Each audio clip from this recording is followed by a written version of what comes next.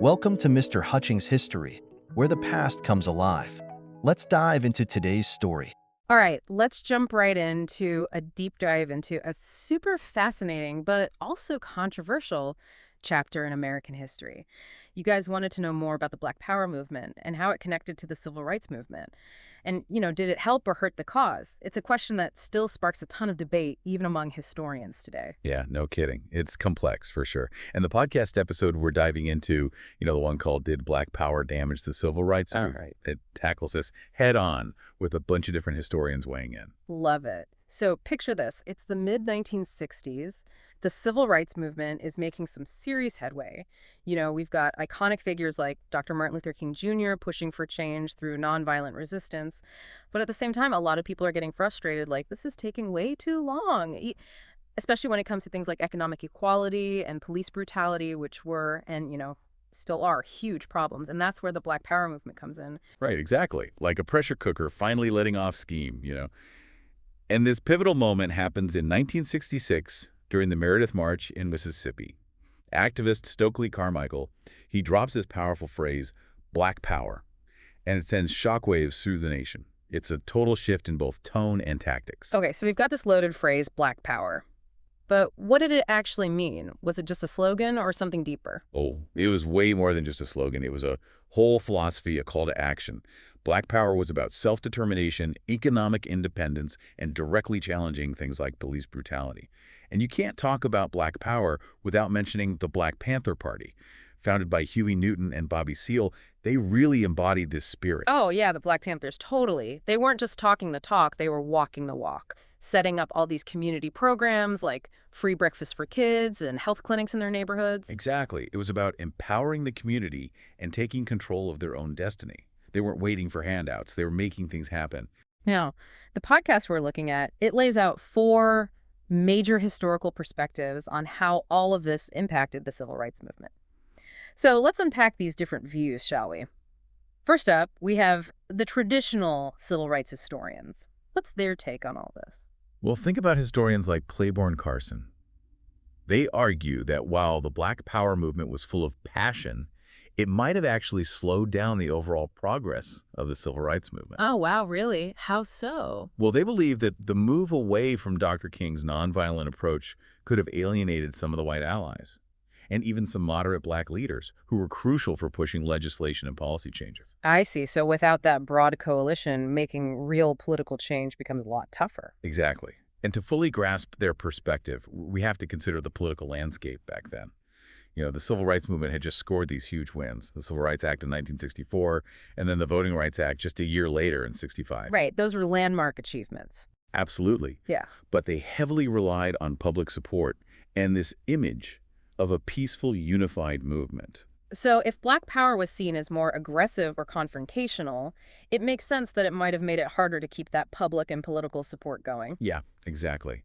Public perception plays a huge role in swaying political decisions. But now let's switch gears and look at what the podcast calls the cultural historians. Okay, I'm intrigued. What's their angle? These guys, they're less concerned with laws and policies and more fascinated by the cultural impact of Black Power. Think of scholars like William Vandenberg. They argue that Black Power sparked this incredible renaissance of Black pride and self-expression. Oh, yeah, that makes total sense. Like the Apros, the dashikis, the whole Black is Beautiful movement. It was all about reclaiming and celebrating Black identity after centuries of being told it wasn't beautiful or valuable. Right. And this cultural wave went way beyond just fashion. It led to the creation of Black studies programs, changing how Black history and culture were studied in universities. So it's about this long-term cultural transformation. Even if Black Power didn't immediately lead to a ton of new laws, it changed how Black people saw themselves and how society viewed them. Exactly. And now, are you ready for a perspective that takes us beyond America? I'm always down for a global perspective. Hit me. What do the international historians bring to the table? This is where things get super interesting. So the international historians, they're drawing on research like that of Jeffrey Ogbar. They point out how Black Power's message resonated way beyond the U.S., like it went global. Oh, wow, I can see that. It was about fighting oppression and demanding self-determination, which are universal struggles. Yeah. I mean, think about Native Americans fighting for their treaty rights, Latinos facing discrimination, and all those anti-colonial movements in Africa and the Caribbean. They all saw parallels, with the Black Power movement. Exactly. It became part of this worldwide fight against injustice, influencing ideas and actions all over the planet. It reminds us that the desire for equality and justice isn't limited by borders. It's a human thing. Powerful stuff. So we've got the traditional civil rights historians focused on legislation, cultural historians on cultural shifts, and international historians showing us its global reach. What's the fourth and final perspective? This one's called the radical historians. They argue that Black Power wasn't some kind of distraction or roadblock to the civil rights movement. They see it as a vital response to the movement's limitations, like picking up where the traditional movement left off. Okay, so earlier we talked about how the civil rights movement, while groundbreaking, didn't fully solve the deep economic inequalities in Black communities. Is that what the radical historians are getting at? Yes. They look at things like the Black Panthers community programs, providing free breakfast and healthcare, and they see Black Power directly tackling those urgent needs in a way that legislation alone couldn't. So they're saying, don't just focus on laws, focus on empowering communities and making life better right here, right now. Exactly. It's about taking direct action and creating tangible change, not just waiting for the government to fix everything. And it also raises this question, what does success really mean in a social justice movement? Is it just about passing laws, or is it also about empowering communities and improving daily life? That's the million-dollar question, isn't it? And it makes us think beyond the traditional ways of measuring success and consider the different levels where change can happen. So we've got four very different lenses through which to view the impact of Black Power. Some argue it was a setback, others see it as a necessary evolution, and still others see it as a cultural triumph. It's a lot to process, that's for sure. It definitely is. But grappling with these different viewpoints gives us a much richer picture of this complex period. It shows us how history isn't just about events, it's about interpretation and the different ways we try to make sense of the past. Absolutely. But while these different perspectives are crucial, we can't forget about the real-world challenges and controversies that the Black Power movement faced. Yeah, you're right. It wasn't all sunshine and roses. There was a lot of fear and backlash surrounding Black Power, and a lot of it came from some unexpected places. Oh yeah, for sure. Things were definitely not black and white, and there's another layer to this story that we need to peel back. It's interesting because even Dr. King himself, a huge advocate for nonviolence, had some worries about the Black Power movement. Really? Like, what kinds of worries? Well, the podcast mentions how Dr. King was concerned about how the more militant rhetoric might spark a backlash, like, alienate some of those allies that the civil rights movement had worked so hard to bring on board. That's a good point. It was a delicate balance, trying to push for radical change while also building alliances. Exactly. And sadly, history shows those concerns were pretty valid. The FBI, under J. Edgar Hoover, they saw Black Power groups, particularly the Black Panthers, as a major threat. Oh man, not the FBI getting involved. Yeah, they had this program called COINTELPRO, which was basically a secret campaign to disrupt and discredit Black Power organizations. Well, hold up, a secret campaign? What did that even involve? Like, what were they doing? It was some seriously messed up stuff. Think surveillance, infiltration, even violence, all to try and dismantle these groups. They'd spread lies, intentionally create conflict within organizations, even provoke violence to turn public opinion against them. That's crazy. So while the Black Power movement was fighting for equality and empowerment, they were also dealing with this hidden enemy, the U.S. government, actively working to sabotage them. It's a dark chapter in American history for sure. And it shows how progress isn't always a straight line. Even movements with the best intentions can face huge obstacles and setbacks, often from unexpected places. It's mind-blowing to think how much further they might have gone if they hadn't had the FBI working against them. But despite all that, there's no denying the impact, the lasting legacy of the Black Power movement. You're absolutely right. The podcast highlights how the movement made amazing contributions. From the creation of Black Studies programs to this huge surge in Black consciousness and self-confidence, these are legacies that we still feel today. Yeah, it's hard to imagine modern social justice movements without the groundwork laid by Black Power. Totally. Think about the Black Lives Matter movement, for example. So many of the same demands for justice and equality that were central to Black Power are still being echoed today. For sure. And that focus on Black pride and self-love, that was so important to the Black Power movement. And we still see that today in everything from music and fashion to the rise of Black-owned businesses. Exactly. It's a reminder that a movement's impact can go way beyond its initial goals and time frame. Black Power may not have achieved all its aims back in the 60s, but it sparked this cultural and intellectual revolution that is still shaping our world today. So, back to our original question. Did the Black Power movement help or hurt the fight for civil rights? It seems like there's no easy answer. Yeah, the podcast doesn't try to give a definitive answer either. It encourages us to consider the complexities and think about the different interpretations, reminding us that history isn't about memorizing dates and facts, but about understanding the context and the motivations, and also understanding that there are always multiple perspectives that shape our view of the past. Absolutely. And in the case of the Black Power movement, it's important to recognize that it was both a product of its time and a catalyst for change. And that change is still unfolding even today. We're still grappling with the legacies of both the Civil Rights Movement and the Black Power movement. The fight for racial justice and equality is far from over. Which leads to a big question.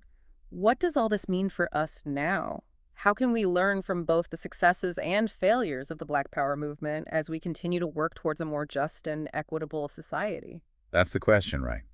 And it's one I hope you'll keep thinking about long after this deep dive. But before we wrap up, it's important to remember that the Black Power movement wasn't this single unified entity. It was made up of many different groups and individuals with a whole range of ideas and approaches. You're right. There were internal debates and disagreements, and sometimes that led to conflict, even violence. And that definitely weakened the movement's overall power and effectiveness. Exactly. And those internal divisions, as we saw with COINTELPRO, they can be exploited by outside forces looking to undermine the whole movement.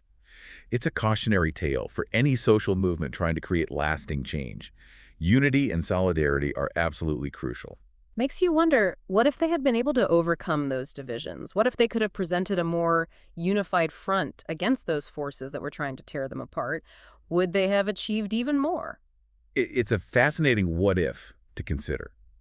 But I think the most important takeaway for us today is that the Black Power movement, despite its complexities and contradictions, it was a powerful force for change that left an undeniable mark on American society. And its legacy continues to inspire and challenge us as we work towards a more just and equitable future. Yeah. It really makes you think about those what ifs, like what if we had a time machine and could go back and see how things might have gone differently? Oh man, a time machine would be awesome. But even without one, we can still imagine what Black Power's legacy would look like in today's world. Okay, I like where you're going with this. So what are you thinking? Well, imagine the Black Power movement happening now, with social media and 247 news coverage. What do you think that would have changed things? That's a great question. On one hand, social media could have been huge for them, helping activists connect with people all over the country, even the world. And they could bypass those traditional media outlets that often twisted their message or just plain ignored them. Right. Think about how social media fueled movements like Black Lives Matter, for example, or even the Arab Spring. It's got this incredible power to mobilize people and give a voice to those who might not have been heard otherwise. True, but we can't forget the downsides of social media either. It can also be a breeding ground for fake news and hate speech, and it's easy to imagine people using it to spread fear and division about Black Power. Yeah, and then there's the constant scrutiny of the 24/7 news cycle. Like Yeah. every disagreement, every mistake could get blown out of proportion and put a ton of pressure on Black Power leaders. So it's a double-edged sword, right? The same tools that can empower a movement can also be used to weaken it. It really highlights how important it is to be careful about what information you consume, especially when it's so easy to spread misinformation. Totally. We got to be smart about the information we're getting, especially now when everyone's got a platform and it's hard to tell what's true and what's not. Developing those critical thinking skills and learning to be media literate is more important than ever. Okay, so thinking about everything we've discussed, what can we learn from the Black Power movement as we navigate the world of social justice today? Well, I think the big takeaway is that despite all its complexities and contradictions, the Black Power movement was a major force for change. It fundamentally changed how we think about race, power, and social justice in America. And its legacy continues to inspire and challenge us as we work towards a more equitable society. Couldn't have said it better myself. And on that note, a huge thank you to everyone for joining us on this deep dive into the Black Power movement. If you want to keep exploring this topic, definitely check out that podcast episode we talked about, Did Black Power Damage the Civil Rights Movement? It's a great place to start. Yeah, and remember, this is just a starting point. Keep reading, keep watching documentaries, keep talking to people who have different perspectives. The more you learn, the more you realize how much more there is to learn. So true. Thanks for listening, everyone. Until next time, keep diving deep. Thanks for listening to Mr. Hutchings History. Keep exploring, and we'll see you next time.